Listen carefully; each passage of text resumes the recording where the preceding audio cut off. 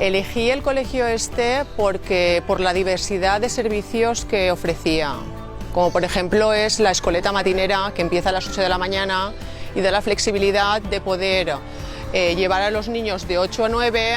Otro servicio también muy importante para nosotros era el tema del comedor, que los niños terminan a las 12:30 y están hasta las 3 de la tarde. Es un cole que imparte unos valores que para nosotros son muy importantes.